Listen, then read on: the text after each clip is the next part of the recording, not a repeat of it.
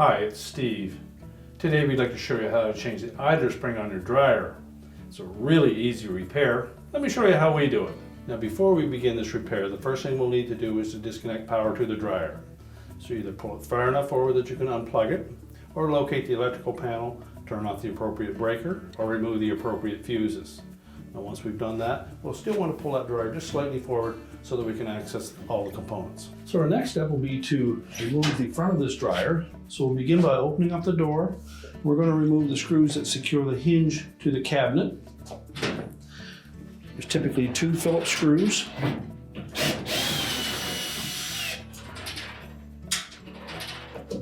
So remember to support that door as you remove the second screw. The door will typically stay in place because the hinges have hooks on the end of them. So we're just going to grasp that door, lift up on it. We'll release those little hooks on the end of the hinges, and then we'll set that door aside. Now on the opposite side of that door opening, there are 2 plastic clips, spacers. And again, they have Phillips screws that we need to remove.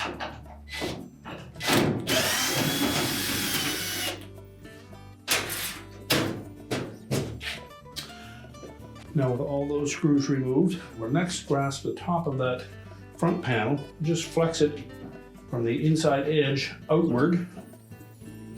That will unhook it from 2 clips that are on the side of that cabinet. We can lift it off of the base. These are the 2 slotted openings for those clips, and those slots on the bottom of that front panel will sit on these 2 clips that attach to the base frame. We'll set that front panel aside. So the first step in removing that front bulkhead is to remove these 2 clips that are at the top of the bulkhead, and they secure the main top to the cabinet. There's a single 5/16 hex head screw in each of those brackets. So remove that screw and then pivot the bottom of that hook to the outside and allow it to drop down. This hook will fit into a slot that is located on the bottom of that main top. We'll do the same for the other side. And again, just pivot it towards the outside and drop it down and out. Now our next step will be to remove 4 screws that secure that bulkhead to the cabinet. So there'll be 2 on the very bottom, and then 2 more at the top. And there'll be the screws that are closest to that spring clip. Now once we remove the screws for that bulkhead, our next step will be to lift up just slightly on the front of that main top, and then we'll pull that bulkhead away from the dryer. Now the dryer drum is sitting on the glides on that bulkhead, so you may need to just take a little bit of the weight of that drum as you remove it. So again, just lift up slightly on that top. And then lift that bulkhead out.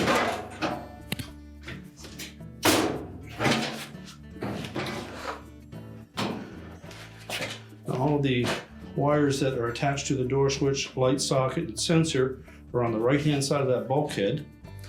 So we're just going to sit the bulkhead off to the right of the dryer. We'll leave the wires attached. Just make sure there's no strain on them. Now our next step will be to remove the belt from the idler so they can remove the drum. Now to do this, we're going to reach in on the left-hand side of the dryer through that gap between the drum and the blower housing. We'll also reach in on the right-hand side of that blower housing.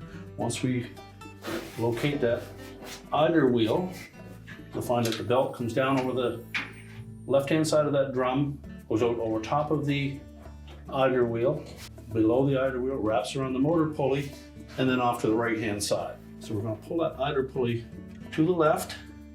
That will release the tension on the belt.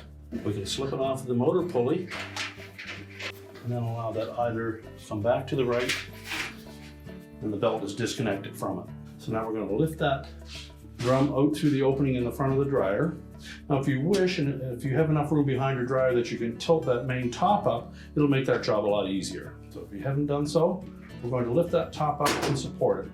So just lift up on that top, make sure there's enough room behind the dryer that the console doesn't contact the wall. Now with the top in the fully upright position, we'll take a lanyard that we've secured, we'll hook through the hole in the bottom of that main top.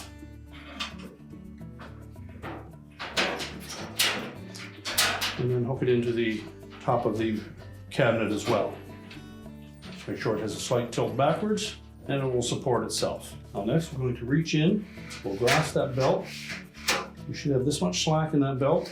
That would indicate that it's tight up against the bottom of the drum and not wrapped around the eider or any wiring. You can lift up on that drum and we'll fit it through the opening. You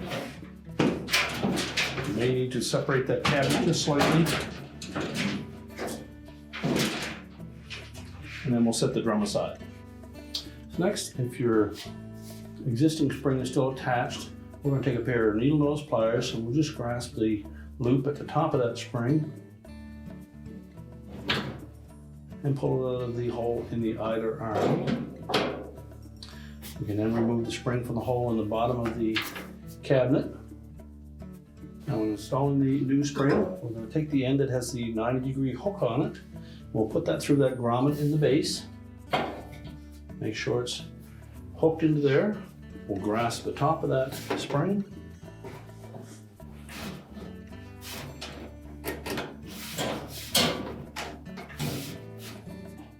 Make sure you have a good grip on it with your pliers. And we'll line up that end of the spring with the opening in that eider arm and hook it into place. Now the spring may have came with this rubber damper.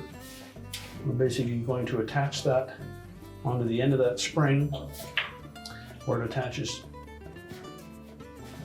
to that eider arm.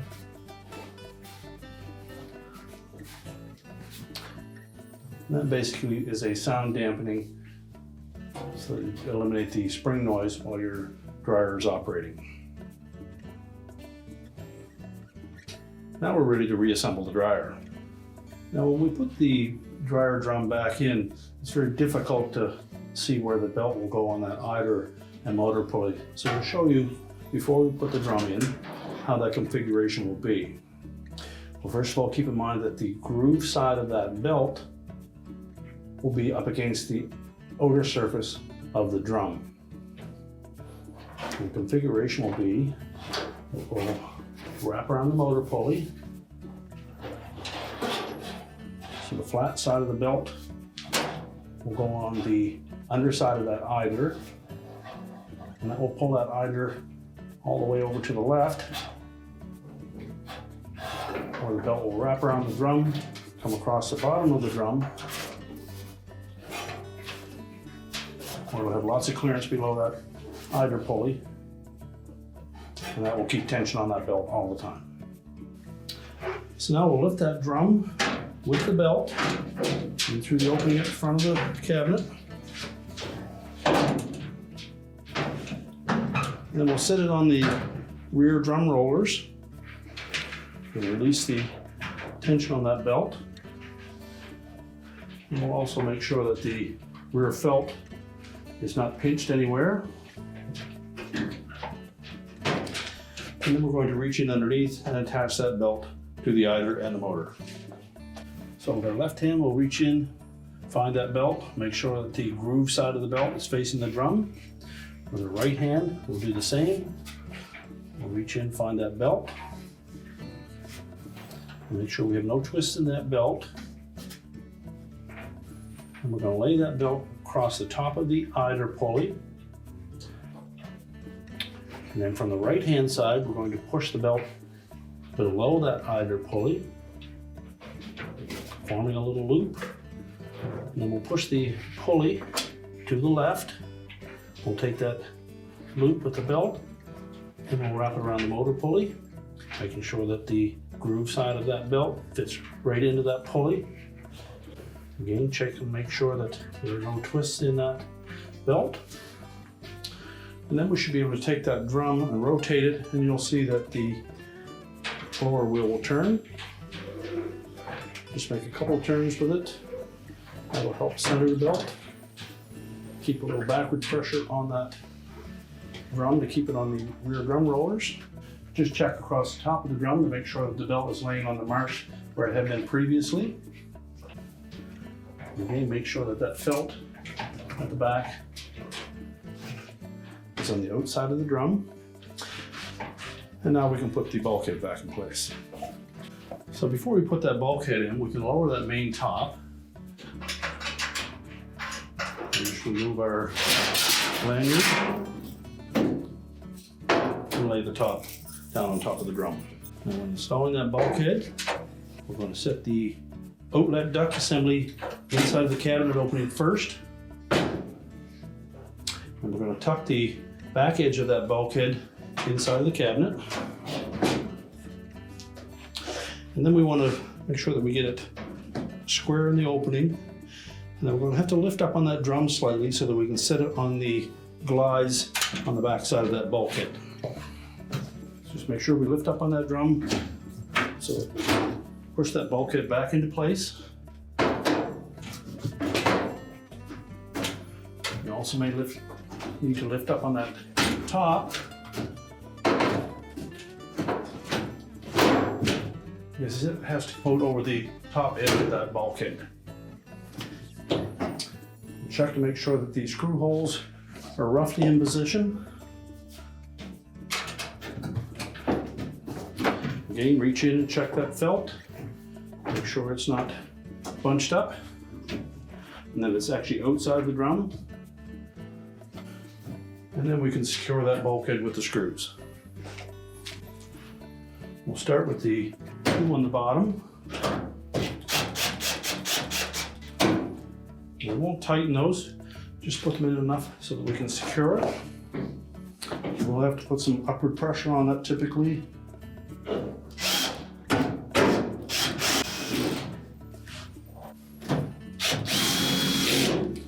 And then go ahead and tighten them all.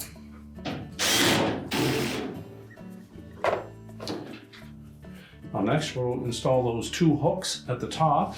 So just from looking underneath the edge, see where the slotted opening is that hook will fit into. Tuck that in and then install the retaining screw. Now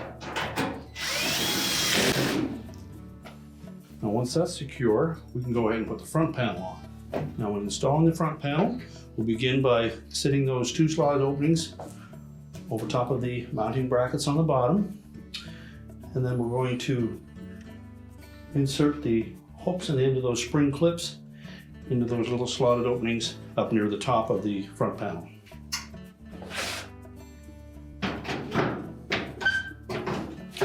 Make sure it's sitting down flush on both sides. And just flex those arms on that front panel. Enough that we can engage those spring clips. And that will hold it in position. Next we'll install the plastic spacers and the flathead screws on the non-hinged side.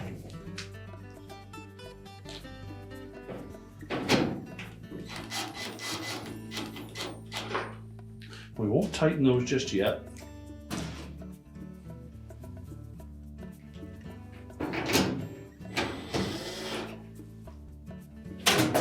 And then we'll install the door. Now we'll tilt the hinges out. And then we'll insert them into those slotted openings one at a time.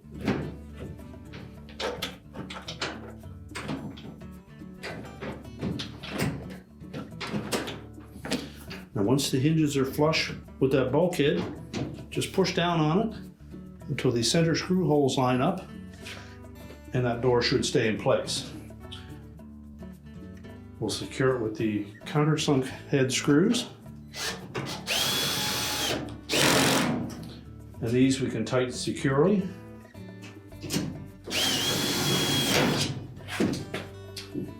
And then we'll tighten the two on the opposite side now.